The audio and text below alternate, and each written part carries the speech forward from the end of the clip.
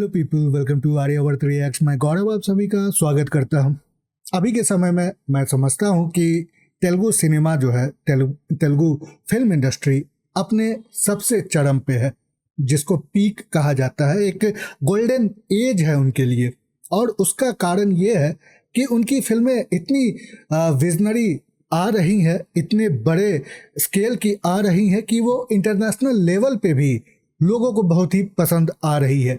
वैसे तो भारत को अगर इंटरनेशनली कहे तो बॉलीवुड से ही पहचाना जाता है, लेकिन तेलुगु फिल्म इंडस्ट्री जो एक समय में ओरिजिनल फिल्म इंडस्ट्री की तरह देखी जाती थी, आज उनकी फिल्में पूरे भारत में ही नहीं, संसार में हर जगह देखी जाती है और उनकी सराहना भी बहुत होती है।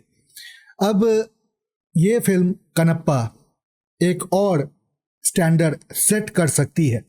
जिस तरह से इसका आउटलुक है, उसके हिसाब से तो ऐसा लग रहा है कि ये जो एक ट्रेंड चला आ रहा है, बड़े बड़े ज़बरदस्त जो एक सिनेमैटिक यूनिवर्स बनाते हैं, बाहुबली जैसे फिल्में, उसी तरह का ये भी हमें देखने को मिलेगा।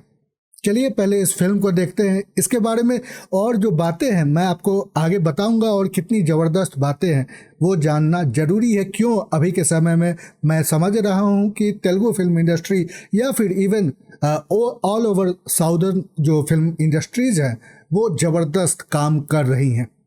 चलिए पहले इसको देखते हैं, और आगे बढ़ने से पहले लाइक, सब्सक्राइब, शेयर करना बिल्कुल भी नहीं भूलिएगा, और पूरा वीडियो भी ज़रूर देखिएगा। Let's start.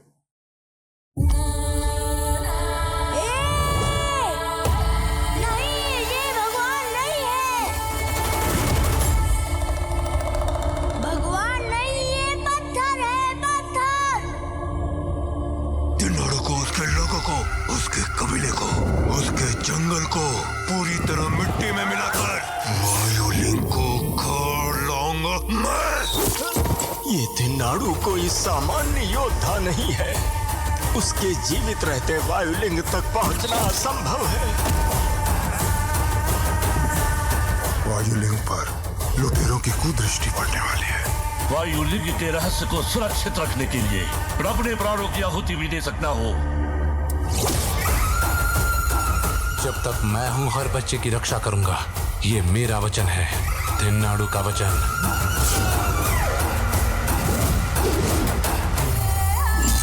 शिवजी को पत्थर कह रहा है। पत्थर को अगर पत्थर ना कहूं तो और क्या कहूं राजकुमारी? जो सुन नहीं सकते उनसे प्रार्थना करते हो, पर मैं ये नहीं करूंगा। जिसने हमारी देवी का तिरस्कार किया, सदियों पुरानी परंपरा का अपमान किया, उसे यहाँ रहने का कोई अधिकार नहीं। अभी इसे उठाकर जंगल में फेंक देता हूँ, तभी तुम्हारा ये नाटक बंद होगा। ऐसी मत बोलो थिन्ना। ईश्वर से संसार है और परिजनों से संस्कार है। जिसने दोनों ही त्याग दिया वो आपका सबसे बड़ा भक्त होगा। थिन्नाडु के सारे विष पीकर उसे संपूर्ण शुद्धि प्रदान करने के लिए तैयार हो।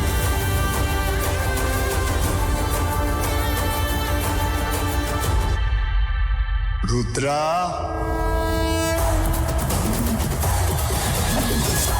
कौन हो तुम? उनके भी बड़े बूढ़ों से बड़ा मैं हूँ। मुझसे महान शिव भक्त इस सृष्टि में कोई नहीं। सब समझने की आवश्यकता भी नहीं। भक्ति के लगन सारे प्रश्नों के उत्तर दे देती है। जिनकी इच्छा के बिना इस संसार में एक पत्ता भी नहीं हिलता,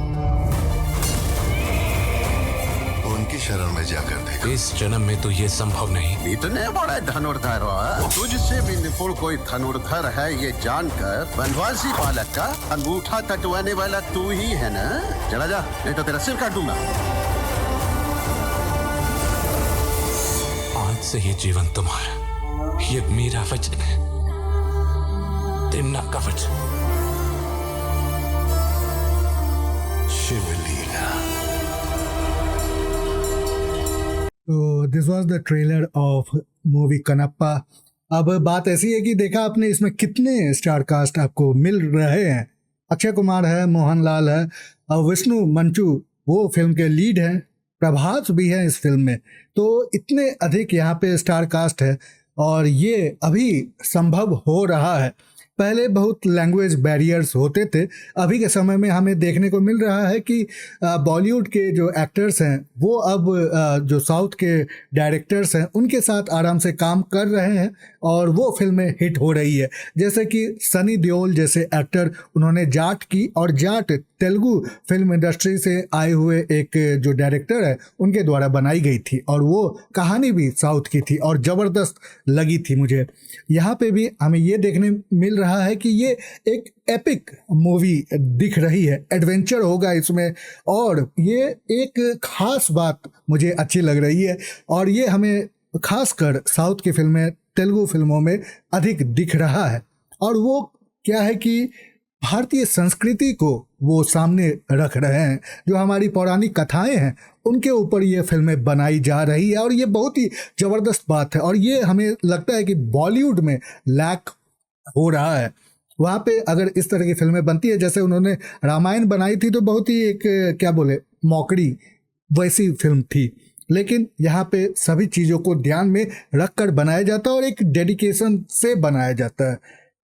यहाँ पे भी शिव भक्त विष्णु मंचू का जो रोल होगा उनके ऊपर ये फिल्म है और अक्षय कुमार फिर से एक बार भगवान का रूप उन्होंने धारण किया है। इससे पहले वो आपके श्री कृष्णा बने थे ओ माय गॉड में, 2 फिल्में आई थी, और प्रभास भी एक कैमियो के रूप में यहाँ पे है। लेकिन देखने वाली बात होगी कि किस तरह से ये सभी एक साथ आते हैं।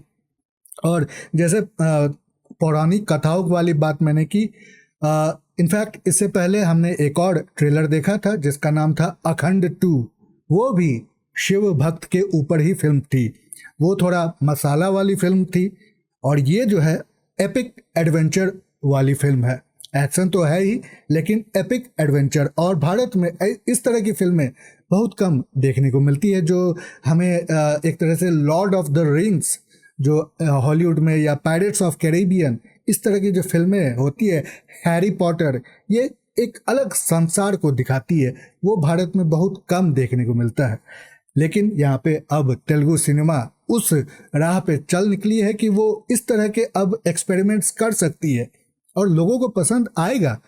बस बात ऐसी है कि आपकी प्रेजेंटेशन अच्छी होनी चाहिए, स्टोरी में थोड़ी सी जान होनी चाहिए, चीपनेस ना रख के एक प्रभावशाली स्टोरी टेलिंग अगर की जाए तो बहुत ही ज़बरदस्त होगा। अब इसका मैं थोड़ा सा जो निगेटिव पॉइंट वो आपके सामने बताऊंगा कि जो CGI है वो थोड़ा सा मुझे कम लग रहा है। ओवरऑल कह सकते हैं कि थोड़ा सा उसमें बजटरी हो सकता है कि कुछ प्रॉब्लम्स हो, तो उतना प्रभावशाली, उतना रियलिस्टिक यहाँ CGI नहीं दिख रहा, तो वो थोड़ा सा कंप्लेन है। हो सकता है कि फिल्म में और अच्छे से दिखाया जाए। यहाँ पे जितना दिखाया गया है उसके हिसाब से थोड़ा सा मुझे लगता है कि वो थोड़ा निगेटिव में जाता है या लैक हो रहा है। एनीवेज, ये तो मेरे अपने विचार हैं। आपके क्या विचार है मेरे कमेंट सेक्शन में ज़रूर मुझे लिख के बताएं। साथ में लाइक, सब्सक्राइब, शेयर करना बिल्कुल भी नहीं भूलिएगा। पूरा वीडियो देखने के लिए बहुत बहुत धन्यवाद। मिलते हैं अगली बार, तब तक के लिए बाय बाय।